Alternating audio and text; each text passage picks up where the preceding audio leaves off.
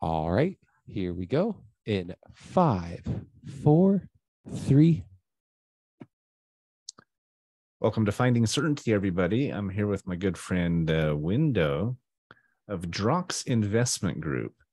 Any of you out there who are interested in diversifying your investments, possibly looking into real estate, Huyen is one of the best in the business. So thanks for being here, Huyen. Really appreciate you taking some time to be on the show today. Thank you, Patrick, for having me. It's exciting, and it's going to be a fun show. It's going to be killer. Thanks Absolutely. for having me here. We're going to have a good time. Interesting story.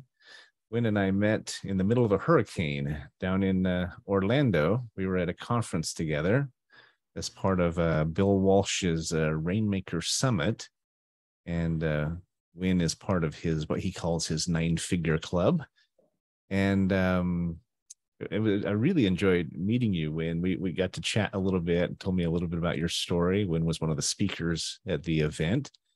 And it was just ironic that we did it in the middle of Hurricane Ian. It was.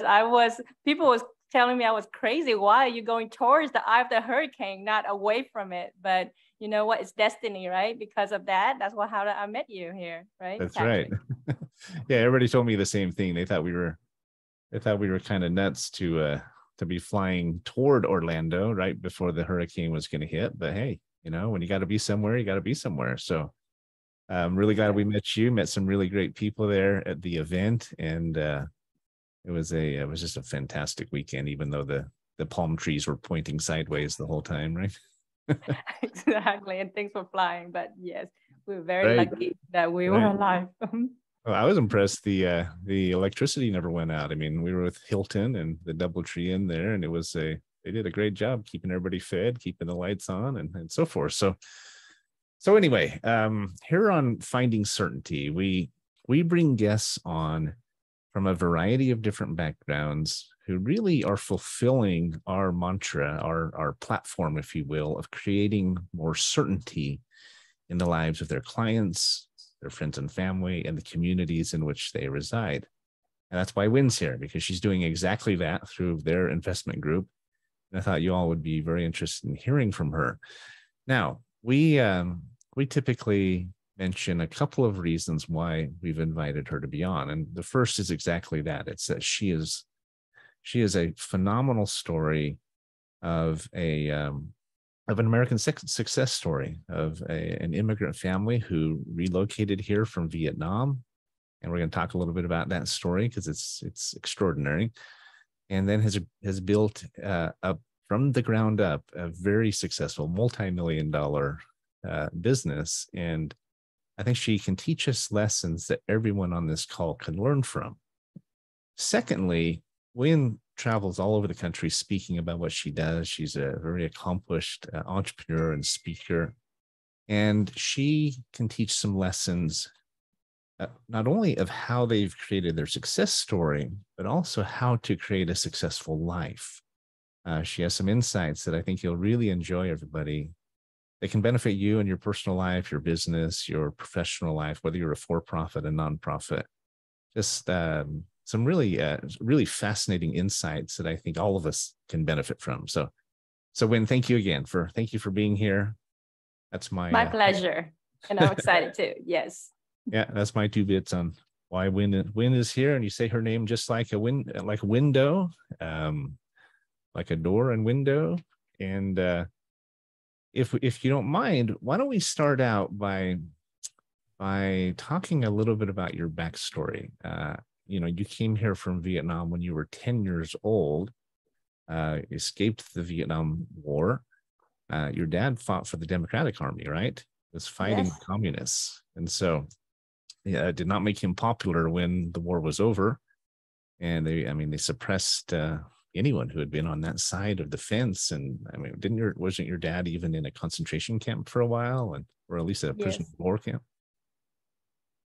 Yes, he was. Yes. And so I was born in Vietnam, and exactly what Patrick was saying, my dad was the veteran in the Democratic Army. And of course, in the fall of Saigon, we lost. And of course, whoever's in the army, the communists were suppressed by that. So when I was born, my dad was in a concentration camp. And then after that, I mean, we were born into poverty. And my parents, they saying, what can they do? But they need to take massive risk in order for, their children to have a better world. So, and this journey, many of you guys may have heard of the Vietnamese immigrant, the boat people. We went through all that, and thousands of people died, but we were very, the lucky ones that actually able to escape. And, there were many times that my parents trying to escape, maybe, 20 plus sometime, they will always get caught. And then when you get caught, you coming back with they're going to put you in prison, and then they come you out. So we were among the lucky one after, I don't know how many trials. So we came to America from, and thank you to this is the land of opportunity, and thank you to America, open arms to welcome us in here. Right. Yep. You went to the Philippines at first, right? You were in the Philippines for 2 years before you finally had an opportunity to come to the U.S. Yes. And do you have memories of the Philippines at all? I mean, you were 10 when you got here. Right? Not as much. Not as much as all, but I know I don't remember much on the Philippines. But what I remember when I first came here was I didn't even know any English, because we're part of in the village ourselves, right? And there were, not talking about learning about English, but just trying to survive. There were many days that we did not have any food. So when we came to America, I remember exactly. It's like they told me not to eat too much, or else you can almost, because for us, food is like heaven, right? Right. And not knowing any English as well. So even the word hello, I didn't even know. So I know what I remember exactly when I came here. I think they put me into 5th grade, and the teacher thought I was deaf for the first whole week, because my name is not a very easy name to pronounce. It's a Huyen and Do or something. And then so I didn't register that was my name. And secondly, my vision, and at that time when you're poor, you don't have, glasses, right? So when she speak, I remember her very vividly. Her name is Mrs. Brown. She called me for the whole entire week. I didn't respond. So they gave me, they brought me into the nurse to say, check her out, because she has a hearing problem or something, just because of that whole story. Didn't know the one word of English, didn't even, very completely shy, just the whole culture shock as well. But we just have to overcome that. And just has always been a grateful journey that I have been going through. Yep. Right. It's interesting because I have a sort of a similar experience. It's not nearly as dramatic as yours, but when I was 5, my parents moved to New Zealand, and it was culture shock, right? At least they spoke English, so I understood. A little bit of a different accent, but but at least I understood what they were saying. But I was still petrified, right? As a little kid, my first day in school. In fact, my parents tell this funny story of sending me to school with blue jeans and cowboy boots on, and my little shirt and my backpack. And I got sent home that day with a note pinned to my shirt that said, "Please refrain from sending your son with blue jeans and cowboy boots. He should wear shorts and sandals to school here." Wow. I was so little, but I remember the same thing the whole day, not saying anything because I was so nervous. And I can't even imagine doing that in a language you don't understand as well. No, I cannot. Yes. And but because of that, it just show it teach a lot of life lesson very early age as well. Absolutely. And secondly, when we came to America, it's not just, now is American a land of opportunity. It's now, American dream. Now you're living in a very nice place as well. We're living in a, house, government housing, and then food stamps. So very, in Houston. So whenever we landed, we've been living in Houston ever since.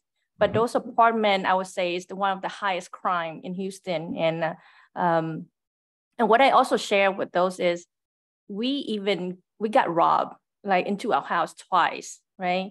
And we didn't have anything, but people still come and rob us. And then one point, they took everything, including my candies at that time, Wow. And I think 2 days later, I was running outside. I was a young kid, and probably 12 or 13 years old at that time, after 2 or 3 years in America. I was playing with, another, young kid, like 2 or 3 years old, my next door neighbor. And then he was eating one of my favorite candy. And I was like, oh, hey, how do you eat that? And, I didn't know you like that candy as well. I like it too. And he was like, oh, I got it from your house. And I was like, how do you get it from my house?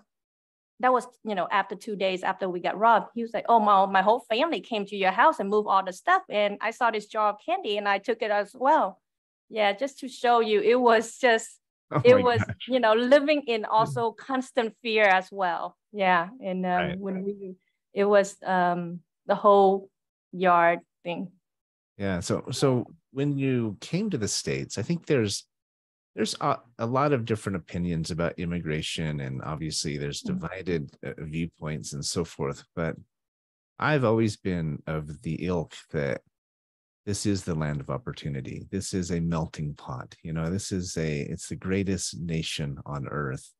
And yet so many of us who haven't gone through that experience, I don't think they truly comprehend what it feels like to be in America, even in the worst neighborhood, even with crime around you. I mean, how did it feel being in the land of opportunity, even as a child? Yes. Even I know as so many people saying, this in the United States is one of the worst country. They can take advantage as much, but you can see why all the immigrants are pouring in here. Because to us, even if the worst crime in the neighborhood, we got robbed, but we know there's still opportunity. And that is the key thing, is because other country, even if you can live, I mean, there's no tomorrow. Let's just put it that way. But here, it's the decision that you make. And this is where I truly appreciate, democracy is a decision. You have that freedom. Either you can live in fear, either you can make a decision not to go to work or stay at home all the time and continue what you want to do, or you can make a decision to say, I need to break away from this cycle. I need to think about the future. And that's where I truly appreciate, with gratitude of this, the United States, because my parents, they can also make a decision, say, okay, we left the country, Vietnam to escape, and then now we live in poverty. Again, where, people discriminate against us, robbing us. And there was one time we even got gunpoint, but we say, no, this is still a better land because of that democracy and that decision. And so I just want to share with you, with that immigrants, because the people that are already making that decision to leave their homeland to find a better opportunity, they are already here. And that's just where that's all about the decision, what they want to make and the choice in their life. Right. And obviously we hear horror stories of people coming to the country with malintent and they're bringing crime and so forth. But I really think that those are the exception to the rule. They might get a lot of press in the news, but I believe the vast majority of people coming here are coming here like your family did because they want to make a life for themselves. They want to make something better. And, it's interesting you talk about opportunity, because in many countries, it is just about survival. You said there's no tomorrow, right? You're just trying to get through today. You can't even look forward to a brighter day in the future. But here, opportunity is all around us. We can make of it what we want, which you've obviously done. And so a really interesting conversation. I mean, we could have a whole show just on that one topic, right? Exactly. I'm truly passionate about it because this is the land of opportunity. Yes. And you got to seize the land of opportunity. Don't be feared by it. Yep. Right. Yeah. I mean, you can't be afraid of it. Whether and to be true, whether you're an immigrant or whether you grew up here. Exactly. Right? The question is, what do you do with it? Because there's two different mindsets, right? There's the abundance mindset and the scarcity mindset. Exactly. That scarcity mindset says there's only so much to go around. If we cut this pie in half, we're only going to get a certain piece. But if you truly understand the limitless opportunity here and you have that abundance mindset, it's like love, right? It's like when we have a child, we don't divide our love between our children and have less for this child number 2 and less for child number 3. And, I have 5 children. I'm speaking from experience, right? Yes. You love that next child as much, if not even more than the first one. And you get better and better at parenting them. And so it's this, parenthood is a great example, I think, of abundance and love for those children is another example. But again, it comes down to what you do with it, right? You can be a good parent or a bad parent. You can take advantage of that or waste that opportunity, or you can truly amplify it and make it into just a exactly. I really want to echo that is, do what you actually have. I mean, many of us have patience, right? Many of us has perseverance. It's not about how much you have. It's not how much money you have, but it's what you have, right? You can have, and then, some people may not have patience, but you have patience, you have love, you have kindness. And this is where, like you mentioned, is where we want to make an impact life and making the world better is on what you have. And that is very important to me. It's not how much you have. And because the world, anyone has their own skill set, but you have to work on it. You have to share and willing to speak up and willing to use what you have there in order to make not only your life, but life around you. Like you're saying, you're using the parents of your kids and people in your community. That's very important. Absolutely. Well, we're going to go to break here. We're up on our first break. And if you're listening in, we're talking with Huyen Do, who's a partner in DROX Investment Group, very successful real estate investment group out of Houston, Texas. So, Huyen, thanks for being here with us. We're going to go to break real quick, guys. We'll be right back and continue the conversation. We're going to get into a little bit more of her background and how she went from young child who had just immigrated here to the U.S., didn't speak any English, to one of the worst neighborhoods in Houston, to one of the most successful real estate investors in the city, and lots more to come. So we'll be right back, folks. Thanks. All clear. Just a moment while we save it. So normally when we do this live, we do an ad break, and they have a couple ads, 2 or 3 ads that run. Since we're going to be recording it today and playing it on Friday, they'll insert those, and you can hear it Friday afternoon, hear the finished product. But yes, I listened to many of your podcasts before this. Oh, good. Yeah, you get an idea. Yes. We've had some good guests on so far. Yes, you do. I'm really good. Impressed. Is it Gary? Yes, I listened to Gary. Yes. Yeah, he was great. Mm-hmm. He's an amazing guy.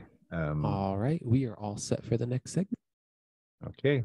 All right, here we go in 5, 4, 3.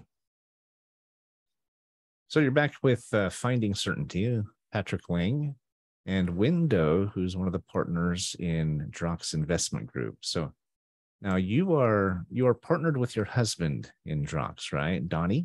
Yes. And you two have been together how long now? About 15 years, if I'm not mistaken. Yes, Donnie is my husband. We've been married for 15 years. We married in July 7, 2007. So this year is 15 years anniversary for us. Yes, and of course, before we did not just, when we married, we started this investment group or your real estate. Just to give you a little background about that, Patrick. So I'm a chemical engineer. Graduate from University of Houston. As you all know, just always been in Houston. I consider myself a Houstonian. And that's where I met Donnie as well. We are both U of H alumni. So he's an accountant and I'm an engineer. A lot of, so we've been working in corporate world for the last 15 years.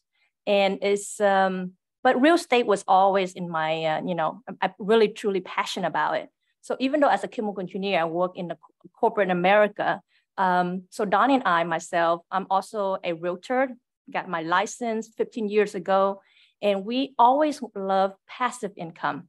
It's not just starting after we got married, but just a little side story. When we were in college together, we actually while we're dating, we say, okay, we need some more money, right? In order to go movies, food and college, right?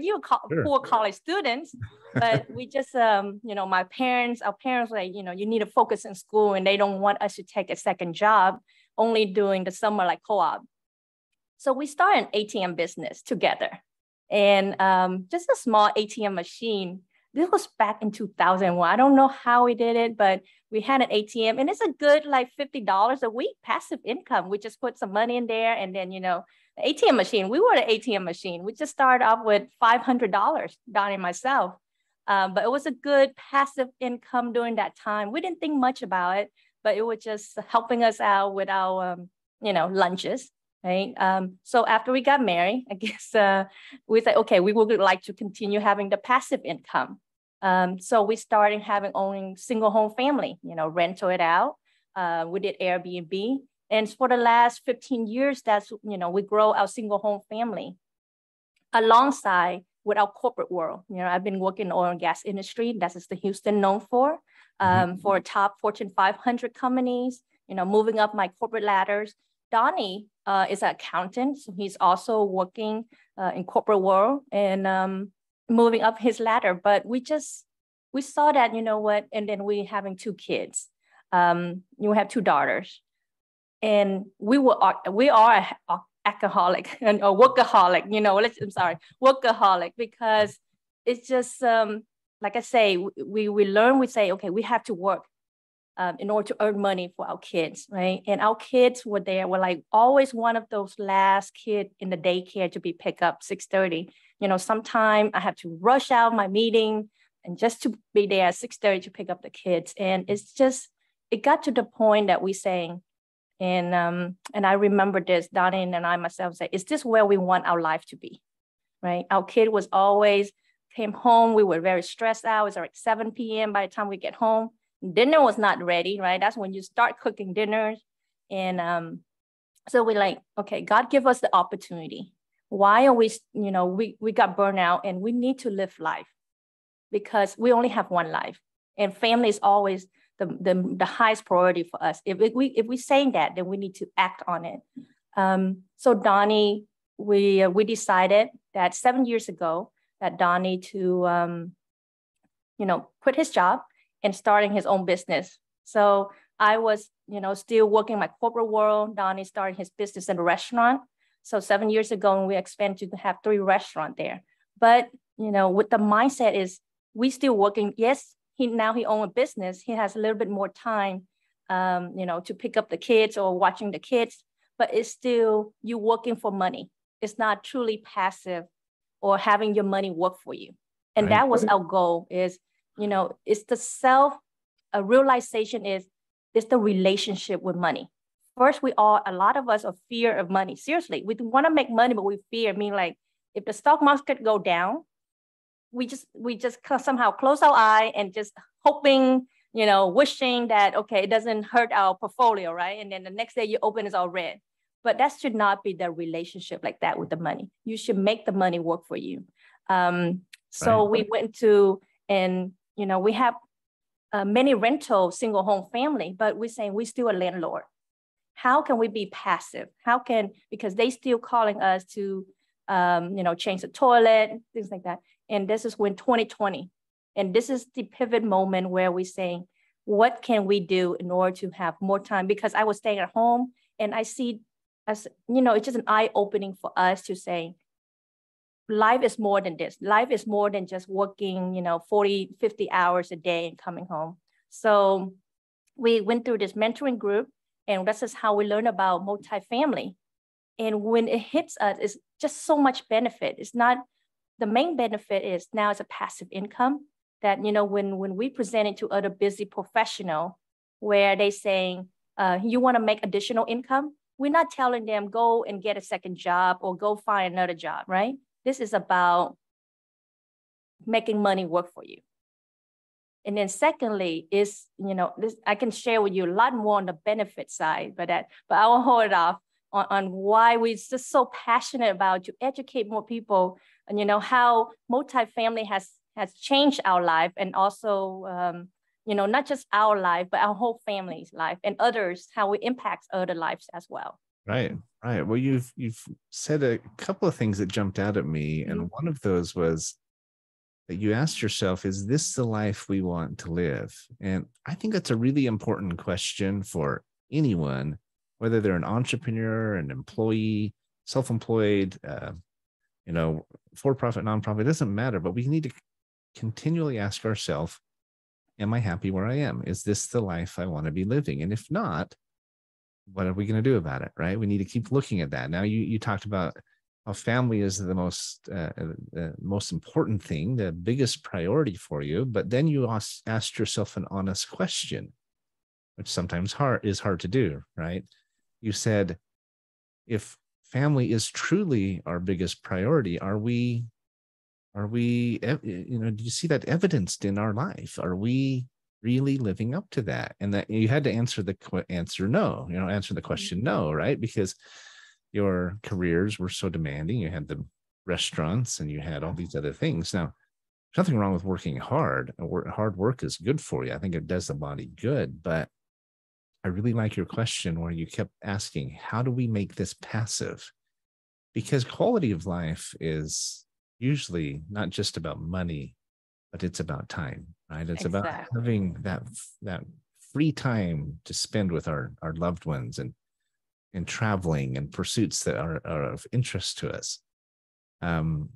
We need to constantly ask ourselves, how can we create more quality of life, not just quantity? How can we create more time, not just money? Hopefully we can have both, right? I mean, anybody can go sit on a beach and, quit their job and have plenty of time, but you got to have that balance between the two. And you've done a good job of that.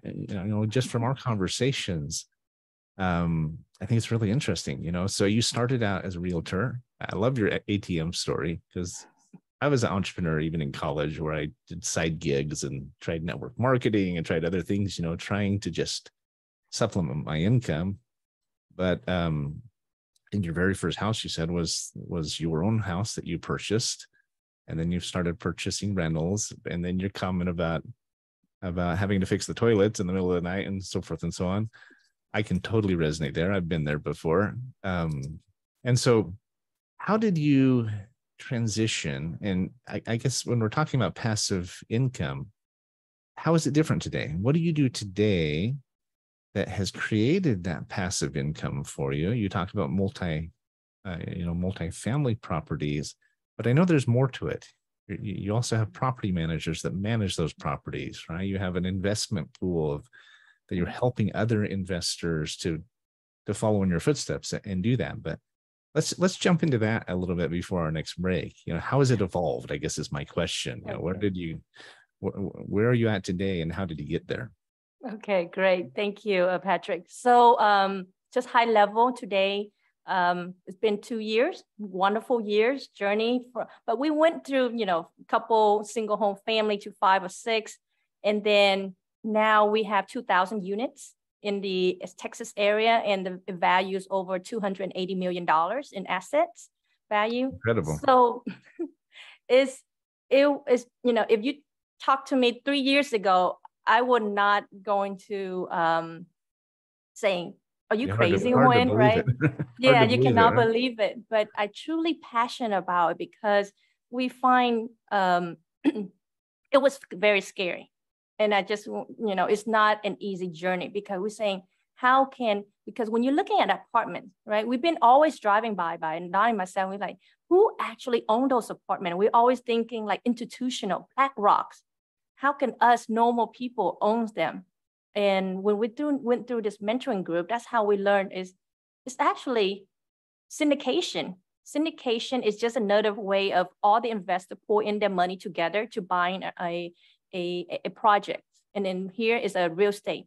And this syndication is actually not new.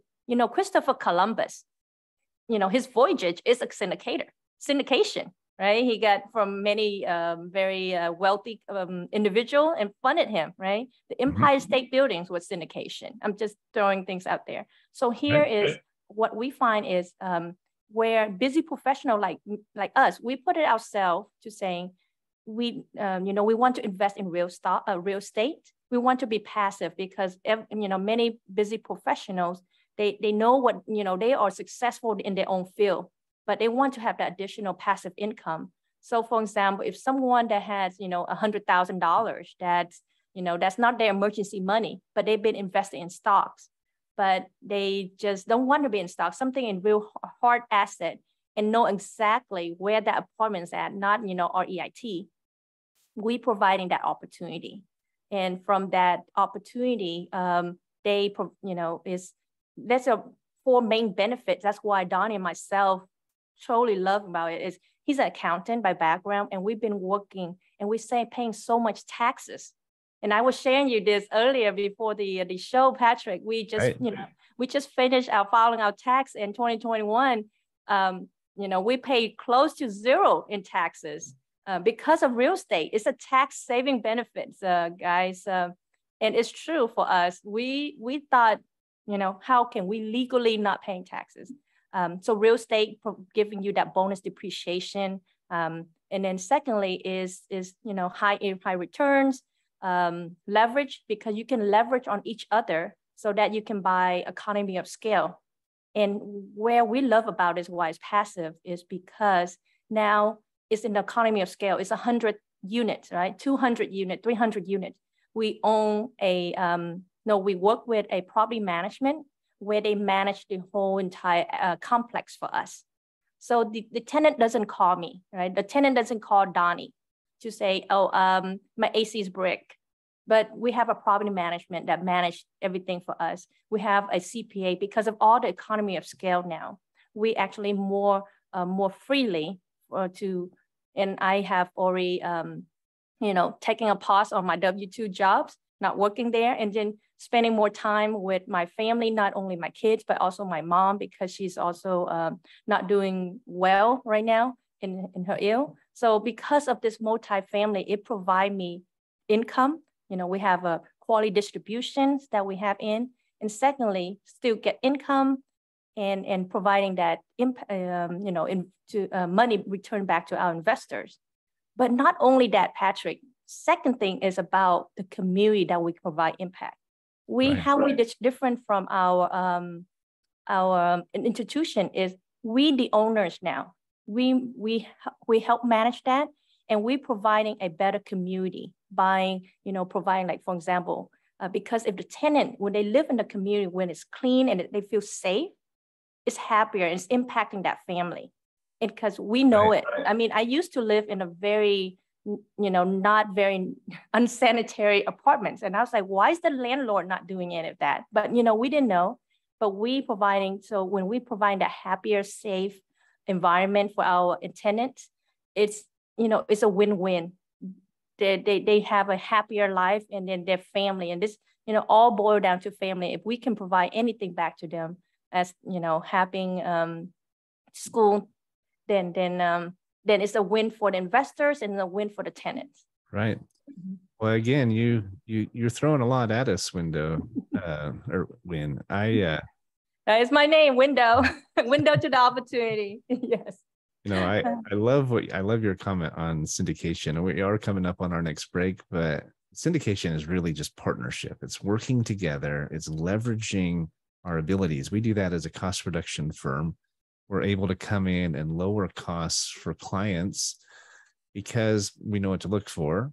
We know who to go to and how to ask for it. But one of the biggest pieces is we have the collective buying power of all of our clients, right? Some of whom are public companies and large universities and, you know, cities and so forth.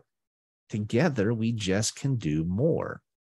And so I want to come back and talk a little bit more about that, but we are going to go to break.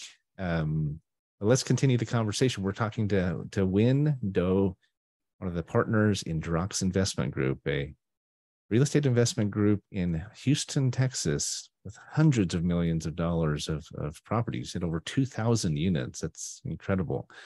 So we'll be right back, guys. We've got a few more minutes left in the show here, but hang tight and we'll continue the conversation. All clear. Great segment. Just a moment while we save it. Good job, Huyen. Good job, Patrick. Yes. So let's get into. I'm going to make a couple comments on the type of investors you work with, the minimum investment, and so forth. We can talk about your strategy, about the vehicle, and then get into some life lessons here at the end, and some of the things you've learned along the way. I think it's really interesting.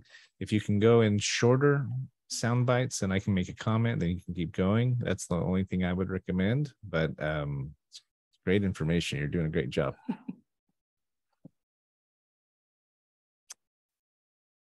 All right, we are all set for the next segment. All right. All right, here we go. In 5, 4, 3.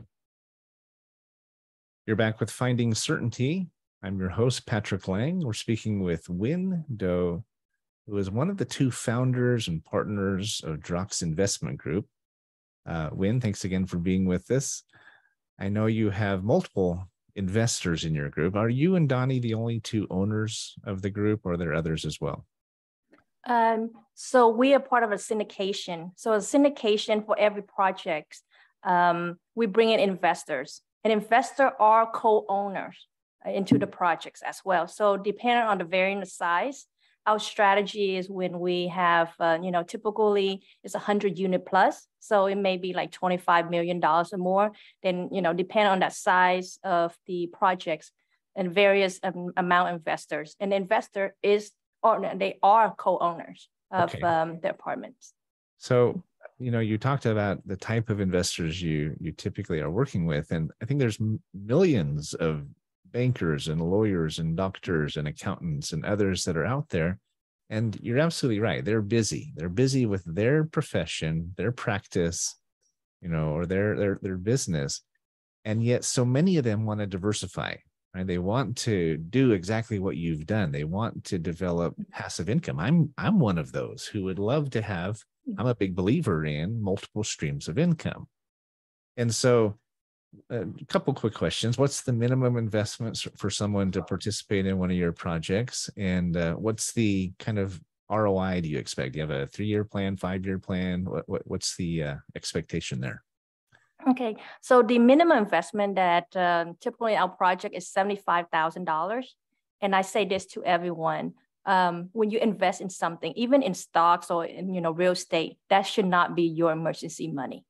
Because your emergency money should be your emergency, right? That's why we call emergency. For investment is the money that you will not going to need it for doing emergency. So our projects, real estate is you don't get rich, fast, right? Not next month, not next year.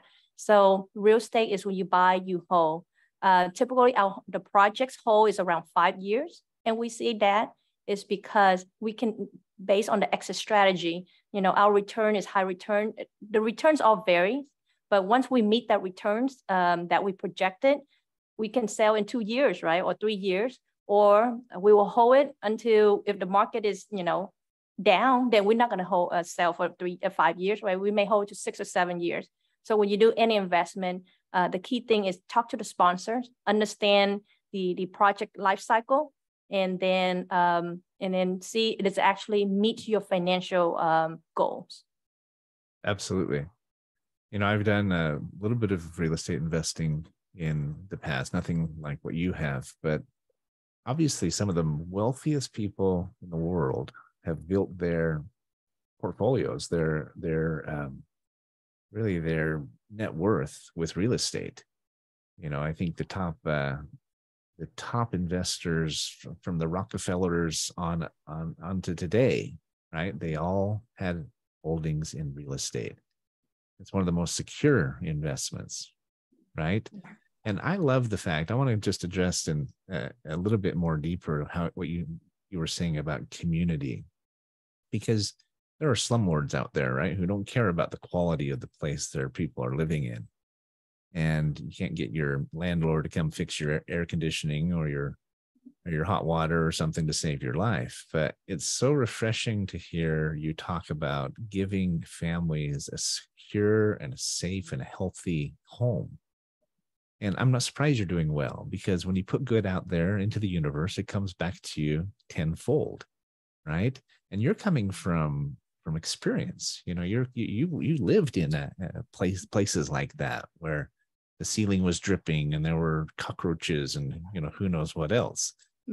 But so you don't want others to have to experience that. And I think that it speaks volumes, Huyen, about how you approach your business. And I think one of the reasons why it's going so well.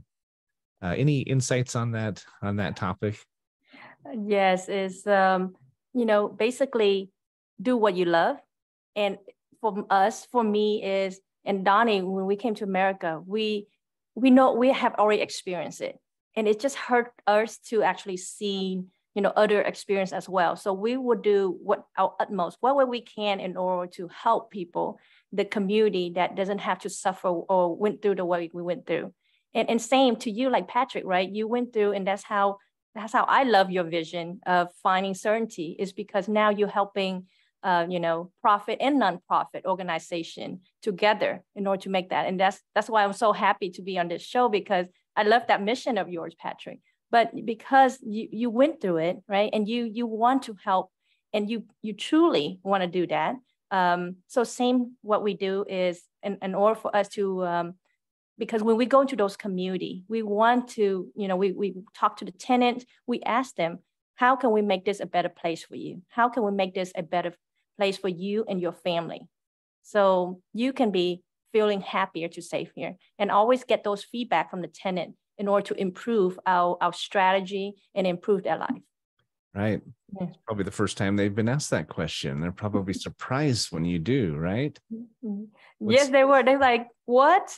You guys asked our feedback, not telling us you're always paying rent. And yes.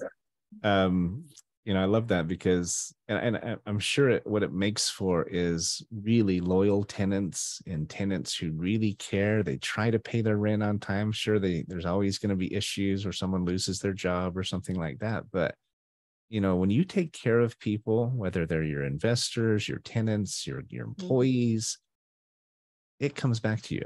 People remember that, and it creates loyalty.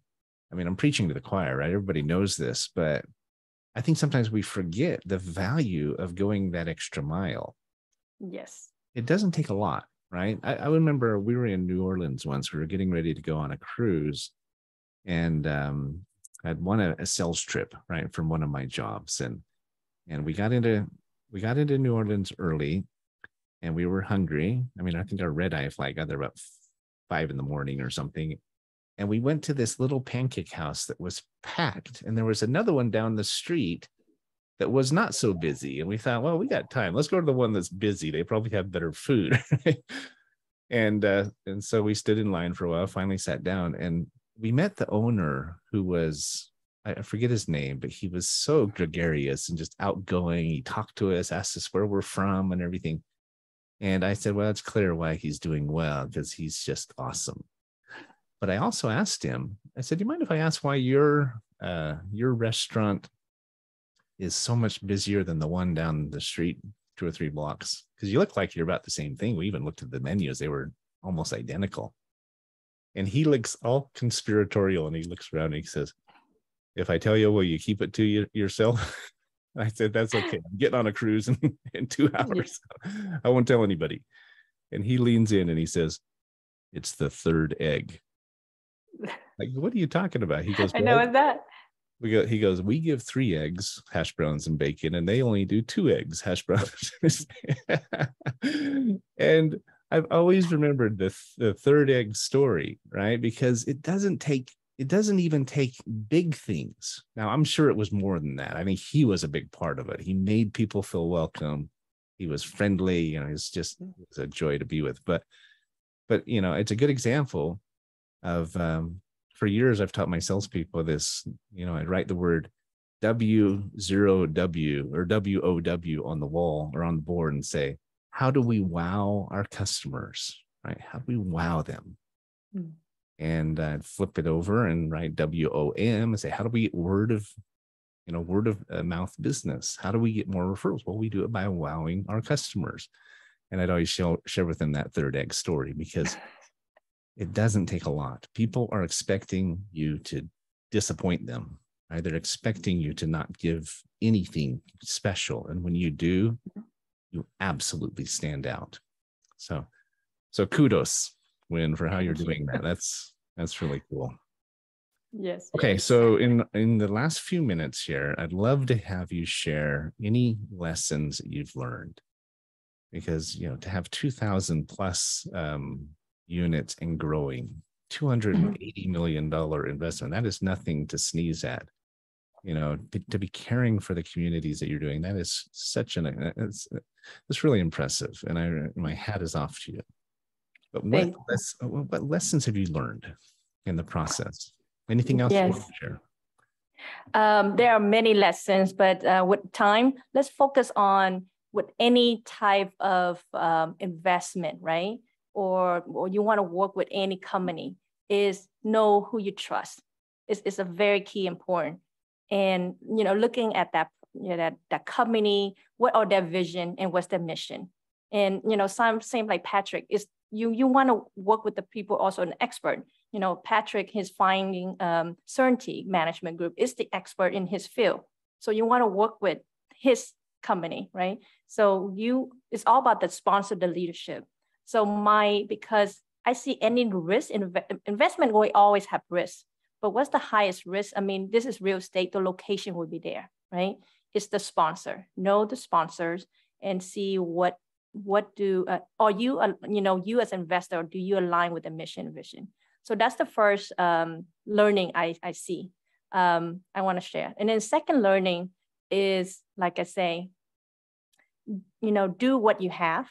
You don't need to go and be thinking that you need to be, getting a PhD or have how much money you have. But, just start with what you have right now, wherever you are in your life right now, and start serving. Because people need your help, but it's about you willing to open up and use what you have in order to provide that impact. So, and the last thing I would like to share is about, you only have one life. So live your life to the fullest. And how to do that is you have to take a step back and reflect and say, what is the most important to you? And then saying, are you actually every day, are you living in order to fulfill that, to support the most important thing in your life? Because it's easy to say, but what about your action? Does it really show it? Right. I couldn't agree more. We, as entrepreneurs, or as employees and managers and parents, we have to step back. We sometimes have to just separate ourselves a little bit from the chaos and the hustle and bustle. If it means going on a walk, if it means going on a drive, but get away where you can think and then ask yourself those important questions. Am I happy? What would I change? How would I do that? I mean, I've always taught one of the most important questions we can ask is, what else can I do? And sometimes that's, I need help. It's not being a victim to ask for help. Or you're a great example of this. You guys came to the United States, and you could have been victims and just stayed in the system and lived off food stamps forever and been, survived by welfare. And you said, no, that's not sufficient for us. We want more. What else can we do? And so you have to keep asking that question. And I love what you said about serving others, Huyen, because so often we think, what's in it for me? How can I make money, right? And yet any smart investor, any wise business owner has learned the value of serving others first. And when you do that, it comes back to you 1,000-fold, right? Exactly. Just last week, I've talked about this, but we were invited to come out to Liberty University and speak to this big CEO summit, about 2,500 CEOs. And I was asked to speak on our topic, which we refer to as profit with purpose. And I talked about how when we made the decision to pivot and do more than just make income, but try to make a difference, and we started to use our expertise to help nonprofits raise money, everything changed, right? We started seeing doors and windows open. We were invited to events and invited to speak. And met people like you, and et cetera, et cetera. But that was the turning point for us. And I do believe that it is almost a karmic event where good things happen. When you try to do good, good follows. You're a great example of that, Huyen. Thank you. Thank you. Any last anything just in closing you'd like to share? And then also, if you would share how people can get a hold of you if they're interested in diversifying, earning some of that passive income that I think we'd all love to enjoy. Good. Thank you so much, Patrick, for having me today on the call, on the podcast. And of course, if you want to reach out to me just to want to learn more about real estate investing, on how to learn passive income, because our deal is not always, there. We're very selective in our deals. And if you want to be on the email list, reach us out at DROX, DROX Investment Group. Again, DROX, DROX Investment Group.com, and sign up on our contact list to be, receiving our upcoming investment. And again, thank you so much, Patrick. You're most welcome. And we didn't talk about this earlier, but DROX is actually a blend of dragon and ox, right? It's from the Zodiac. It's from the Zodiac, but wasn't it one of my your two children kids that came up with it? Yeah, I love that. Yes, they say one is fire, strong, and ox is actually very hardworking. Dragon is more mindset. So, our kid, a 7-year-old and a 5-year-old, came up with a name, and apartments are our baby. So they name it and we accept it. That's fantastic. I love the name. Appreciate you, Huyen. Thanks for being on the show and for everything you've shared. You're very inspiring. It's my pleasure to know you. And everybody, again, if you'd like to know more, please reach out to Huyen and Donnie. Learn how you can be a part of this. They'd be happy to answer your questions. Coming up on our next show, we've got a fantastic guest. We're very excited to hear from a good friend of mine who is he is one of the most they are one of the most impressive couples I've met. They own a company called Destiny 508. Todd and Tamara, they will help you set up your nonprofit, whether it's a church or something else, but they'll show you how to do that. If you too want to give back, if you would like to have more purpose in your own life, listen into our show next Friday. And Todd and Tamara can tell you how to do that, and it'll be a fun conversation. So thanks again, everybody. Huyen, we appreciate you. My pleasure. Great work. My pleasure, Patrick. Thanks. All right. Bye for now, guys. Thanks. Take care. All clear. Great job today, everyone. All right. Awesome. Thanks, You take care and have a great week. We'll see you next time. All right. Appreciate it, Andrew. Thank you, Andrew. Okay. So it's still recording, but is there anything we wanted to add in that we didn't? I used the YouTube video kind of behind the scenes, I get to listen to our comments during the breaks, and we didn't get as much a break today because we're pre-recording this, but I didn't know if you were going to be at this event this weekend, because I know you travel a lot and speak, but I'm going. I try not to as well. Remember, I want to spend more time with my kid. Yeah, so I'm very very picky where I'm going. Very selective. Selective. Let's use that word. Yes. So I'm speaking at the VIP Impact event this Friday in Hollywood with Deneen and Michael. These are friends of yours as well.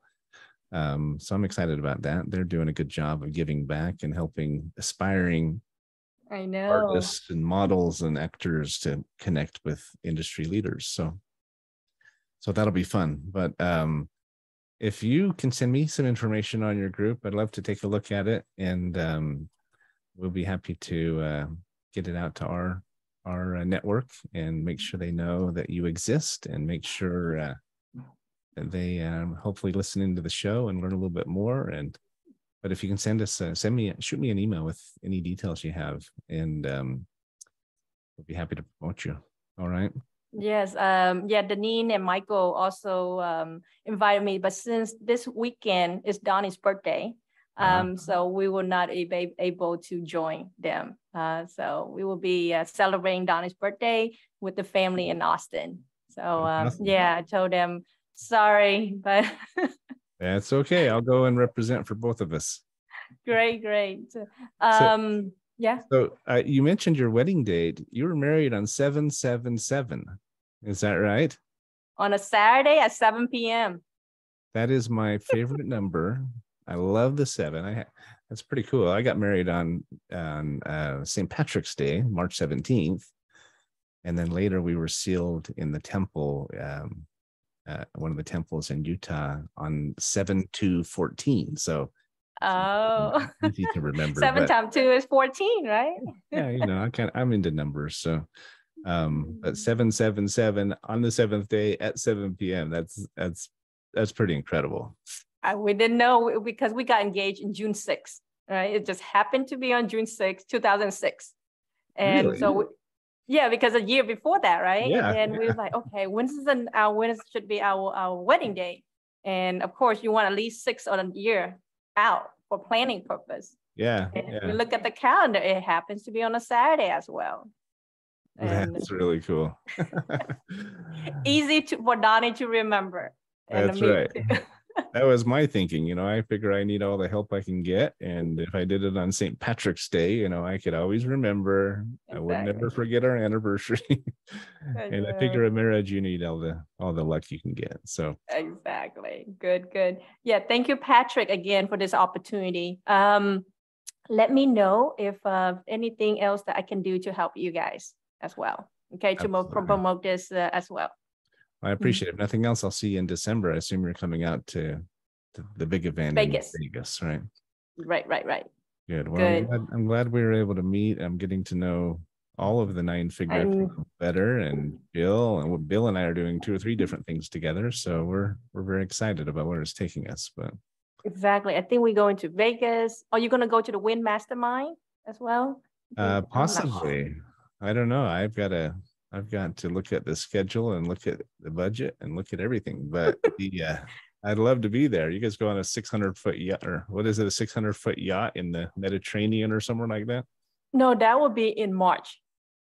I believe that's the 600-foot yacht will be in March. Hard to keep track of all those VIP. It's just so many. I noticed like one, we're going to go to like the G6 as well, like some airplane. Uh-huh. All I know is I lived through my calendar, but I was like, okay, here's all the important dates of my family. I cannot go. And then I'm sorry if you happen to be in that, like, Donna's birthday weekend, then, because of course I would love to go to Hollywood, right? Meet some Oscar winning award and see you too. But I was like, I have an Oscar winning award here, Donnie Trinh. So cannot absolutely go. Yeah. So too many, but you have to be selective. That's right. And you have your priorities straight. I applaud you. Great. Anyone who's listening who doesn't know Bill Walsh, who is how we met, he's America's business leader. He's really phenomenal about taking businesses to the next level. He's helped you, I'm sure, when he's helping us. I'm really enjoying getting to know him. So we'll go ahead and wrap this up. But thanks again, Huyen. Really nice to chat a little bit, and good to see you. Thanks for being on the show. Thank you, Patrick, again. My pleasure. Absolutely.